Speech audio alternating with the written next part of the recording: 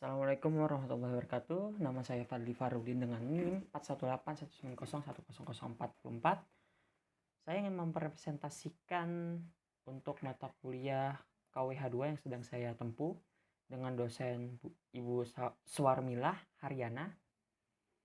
Tema yang saya ambil untuk presentasi adalah memasarkan produk menggunakan sosial media marketing. Langsung saja ke pembahasannya. Apa itu digital marketing? Digital marketing adalah salah satu media pemasaran yang saat ini sedang banyak diminati oleh masyarakat untuk mendukung berbagai kegiatan yang dilakukan. Masyarakat sedikit demi sedikit mulai meninggalkan model pemasaran konvensional atau tradisional dan beralih ke pemasaran modern, yaitu digital marketing. Perkembangan teknologi membuat konsumen memanfaatkan teknologi untuk memenuhi kebutuhan sehari-hari.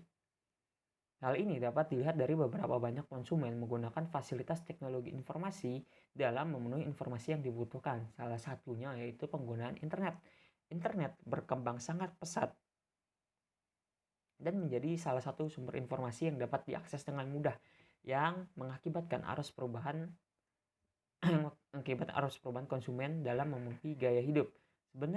Sebenarnya e-marketing merupakan pengembangan dari marketing tradisional, di mana marketing tradisional adalah suatu proses pemasaran melalui media komunikasi secara offline melalui penyebaran brosur, iklan di televisi dan radio yang masih berbentuk media cetak dan lain sebagainya. Setelah maraknya internet dan kemudahan komunikasi yang ditawarkan, maka penerapan marketing pada perusahaan mulai mengadopsi media internet yang kemudian disebut sebagai e-marketing.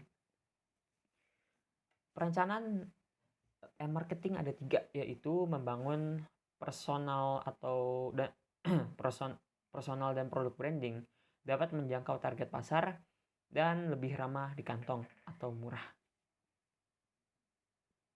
Oke, apa itu sosial media marketing? Sosial media marketing yaitu bentuk pemasaran digital yang menggunakan media sosial dari situs web, jaringan untuk mempromosikan produk atau layanan organisasi melalui cara berbayar dan organik. Ini adalah platform di mana pemasaran dapat berinteraksi dengan pelanggan, menyelesaikan pertanyaan dan keluhan, menemukan produk dan layanan baru, dan mendapatkan umpan balik atau feedback, bahkan rekomendasi, serta membangun komunitas mereka sendiri. Pemasaran sosial media atau sosial media marketing melibatkan aktivitas seperti membangun kehadiran di jejaring sosial, menyebarkan kesadaran merek, melibatkan prospek dan pelanggan melalui konten, mengarahkan lalu lintas ke situs web, dan sebagainya. Marketer media sosial menggunakan media sosial untuk pertama-tama hadir platform sosial populer, menemukan dan menjangkau pelanggan dan calon pelanggan, lalu mempromosikan produk dan layanan serta melibatkan audiens untuk meningkatkan konversi dan ROI atau return on investment. Memasarkan produk dengan sosial media marketing. Media sosial sudah menjadi media pemasaran yang banyak digunakan saat ini, terlebih di era digital. Banyak sekali orang yang berlomba-lomba untuk mendirikan bisnis online, sehingga pengetahuan tentang media sosial marketing ini sangat penting untuk dimiliki oleh setiap orang, terutama mereka yang sedang menjalankan bisnis online.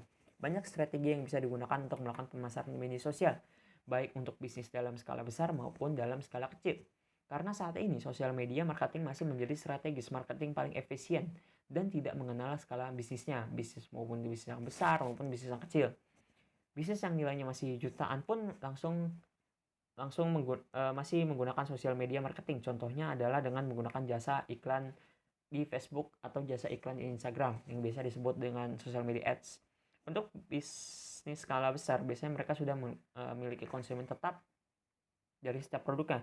Namun untuk bisnis skala kecil, biasanya mereka masih memerlukan banyak usaha untuk mendapatkan banyak konsumen. Oleh karena itu, mereka sangat perlu mempelajari strategi sosial media marketing untuk bisnis skala kecil, sehingga mereka bisa menarik banyak konsumen melalui media sosial. Cara memasarkan media sosial diantaranya adalah sebagai berikut. 1. Membangun kredibilitas. 2. Menarik pelanggan potensial. 3. Membangun relasi di media sosial. 4. Membagikan konten yang sesuai. 5. Membangun konten yang valuable atau bernilai. 6. Menggunakan gambar yang baik dan menarik. 7. Crowdsource untuk konten yang menarik dan otentik. 8. Berpartisipasi dalam kelompok dan komunitas. 9. Berinteraksi dengan follower. 10, fokus pada beberapa platform sosial media yang potensial seperti Facebook, TikTok, Instagram, dan lain-lain. Pengaruh sosial media marketing terhadap brand awareness pada Launchbox. Brand awareness merupakan kemampuan klien dapat mengenali atau mengingat sebuah merek, brand termaksud nama, gambar, logo, atau slogan yang digunakan oleh sebuah brand. Apakah brand awareness sangat penting dalam sebuah bisnis? Jawabannya adalah sangat penting karena brand awareness mampu menciptakan kepercayaan klien, mendorong klien untuk loyal dengan produk atau jasa, dan mempermudah pengusaha untuk mendapatkan klien baru yang lebih layak atau yang lebih banyak. Lalu bagaimana cara meningkatkan brand awareness? Salah satu cara yang efektif untuk meningkatkan brand awareness yaitu menggunakan media sosial. Karena penggunaan media sosial terus meningkat setiap tahunnya.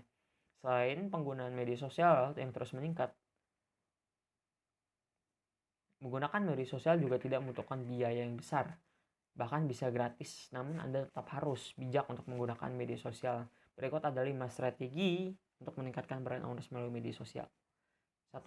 Gunakan platform media sosial yang tepat. Saat ini, media sosial terdiri dari beberapa jenis platform seperti Facebook, Instagram, dan lain-lain. Untuk meningkatkan brand awareness, Anda tidak perlu menggunakan sebuah jenis platform media sosial karena terlalu banyak menggunakan platform media sosial akan membuat sosial media yang dilakukan tidak efektif, sehingga mempersulit untuk meningkatkan brand awareness. Oleh karena itu, cukup gunakan salah satu platform sosial yang sering digunakan oleh target klien. Contoh, jika usia yang target klien bisnis adalah yang relatif muda, dan bisnis yang digunakan merupakan model bisnis B2C atau business to customer, maka platform cocok gunakan adalah Instagram. Jika target klien berasal dari kalangan profesional yang memiliki usia relatif tua dan maka yang digunakan adalah bisnis B2B atau business to business, maka Facebook dan LinkedIn merupakan platform media sosial yang cocok untuk digunakan. Yang kedua, sesuaikan konten dengan platform media sosial yang digunakan. Setelah menentukan platform yang digunakan, sekarang saatnya membuat konten untuk mendapatkan brand awareness produk atau jasa yang kita buat. Namun perlu ketahui bahwa masing-masing platform media sosial menggunakan jenis konten yang berbeda-beda, sehingga jangan salah ketika menggunakan jenis konten saat melakukan upload. Jika melakukan platform Facebook, kita bisa menggunakan berupa teks dan gambar atau video. Jika lewat Instagram bisa melalui gambar dan video. Jika Twitter bisa menggunakan teks. Jika menggunakan platform LinkedIn, bisa menggunakan konten sejenis teks dan gambar. Lalu ketiga, manfaatkan influencer marketing. Dengan influencer marketing, yaitu sebuah strategi marketing untuk mempromosikan sebuah jasa atau produk melalui seorang influencer. Influencer memiliki pengaruh yang kuat terhadap followers mereka. Para influencer akan disukai dan dipercaya oleh followers mereka, sehingga apa yang mereka sampaikan dan lakukan bisa mempengaruhi followers untuk mencoba atau membeli sebuah produk yang kita jual. Bukan hanya itu, seorang influencer biasanya menciptakan konten-konten yang unik dan menarik sehingga dapat mendorong klien untuk menggunakan produk kita. Lanjut, cara brand awareness pada Launchbox. Yang keempat, optimalkan akun media sosial. Mengoptimalkan akun media sosial juga menjadi salah satu strategi untuk meningkatkan brand awareness. Akun media sosial lengkap akan membuat banyak orang mengenali bisnis. Ada 3 elemen penting yang harus dioptimalkan. 1. Profil picture di media sosial seperti logo.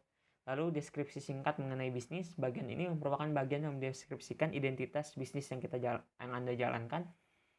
Bisnis bisa berisi penjelasan singkat mengenai produk atau jasa yang tawarkan. Tujuan adanya deskripsi bisnis yaitu agar klien mengerti dan lebih mengenal bisnis yang Anda jalankan. Ketiga, rincian kontak yang bisa dihubungi. Selanjutnya juga harus mengoptimalkan akun media sosial pada bagian kontak yang bisa dihubungkan klien. Jika mereka mulai tertarik untuk menggunakan bisnis dengan cara memasukkan alamat website, nomor telepon, nomor WhatsApp, ataupun lain pada akun. Fungsinya untuk mempermudah klien untuk menghubungi perusahaan Anda. Lanjut, sekian dari saya. Itu saya yang bisa saya sampaikan. Kurang lebihnya mohon maaf. Sekian dari saya. Assalamualaikum warahmatullahi wabarakatuh.